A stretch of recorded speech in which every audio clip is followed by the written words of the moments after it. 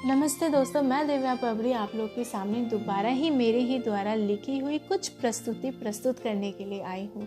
दोस्तों, आप लोग को पता होगा जिस तरह से मेरी पिछली जो पोएम्स थी, जो मेरी यादें थी, उन सब के पीछे कुछ ना कुछ एक स्टोरी थी।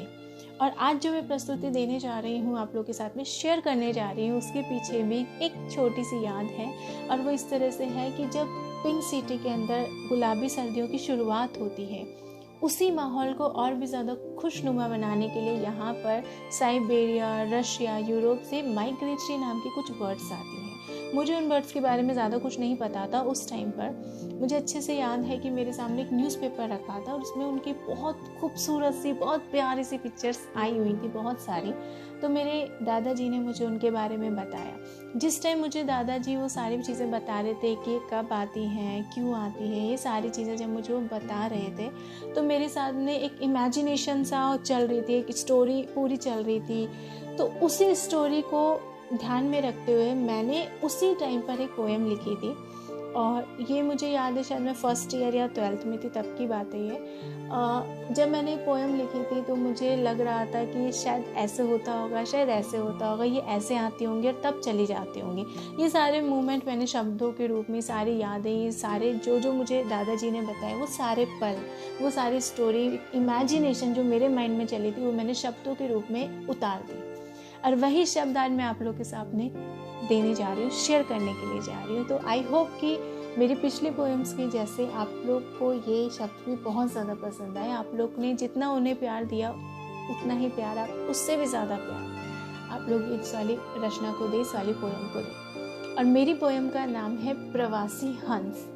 मेरी पोएम का नाम है प्रवासी हंस और मेरी प्रस्तुति कुछ इस प्रकार से है। बिखलती हवा सर्द की, बिखलती हवा सर्द की मेरे देश में बहती, कुछ दिन सुंदर उजियारा अपनाने हमारी टोली भारत की ओर निकलती। शूल सी वायु दह चीरती, शूल सी वायु दह चीरती, राह गुमनाम सी थी, सुख सुख केवल सुख चाहिए था, उस निशा का परिणाम जाना पहचाना सा चाहिए था। ना पेड़ थे ना पर्वत थे, बस पानी था शेष, जीवन भी पानी से भरा, बस आंखें थी शेष। उत्फुल्लता की नई किरणों के साथ नजर आ रही थी भूमि, उत्फुल्लता की नई किरणों के साथ नजर आ रही थी भूमि। अब वक्त था स्पर्धा का, आनंद महसूस थी भूमि को छूने का। बस भागे ही चले जा रहे थे गति चक्र में चरम स्थल की ओर, बस भागे ही चले जा रहे थे गति चक्र में चरम स्थल की ओर। स्नेह की रफ्तार निरंतर चू रही थी, मेघों की मुस्काती हवा कर रही थी वातावरण को सराबोर। एक दूसरे में प्रविष्ट होने की लग रही थी होड़, एक दूसरे में प्रविष्ट होने की लग रही थी दौड़, इस प्रारंभ बिंदु को छूने के लिए अब लग रही थी दौड़। विराम करके भारत भूमि पर, विराम करके भारत भूमि पर प्रफुल्लित हो रहा था मन, अब टोली के हर एक सदस्य का परिपूर्ण हो रहा था मिलन। श्रद्धा विभूत बन रहे थे जोड़े, प्रवासी हो रहा था मन, श्रद्धा विभूत बन रहे थे जोड़े, प्रवासी हो रहा था मन।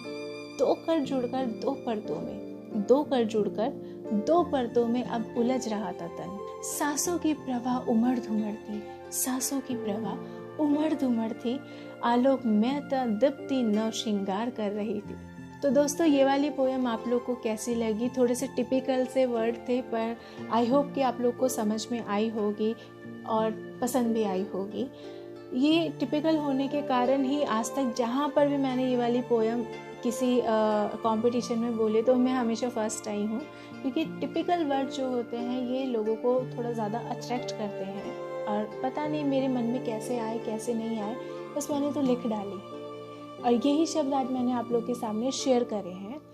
ये पोएम भी मैंने पूरी आप लोग के सामने नहीं बोली है, क्योंकि अगर मैं बोलूँगी तो वीडियो और ज़्यादा लंबा हो जाएगा। अभी तो 2-3 पेजेस और बाकी थे, लेकिन वीडियो शॉर्ट करने के लिए सिर्फ कुछ एक पल आप लोग के सामने, जो इमेजिनेशन के कुछ पल थे, वो आप लोग के सामने शेयर करने के लिए मैंने कुछ एक मोमेंट आप लोग के सामने रख दिए। अब आप लोग को कैसे लगे कैसे नहीं लगे, प्लीज़ मुझे कमेंट बॉक्स में लिख के ज़रूर बताइएगा और इस वीडियो को भी लाइक और शेयर पक्का करिएगा।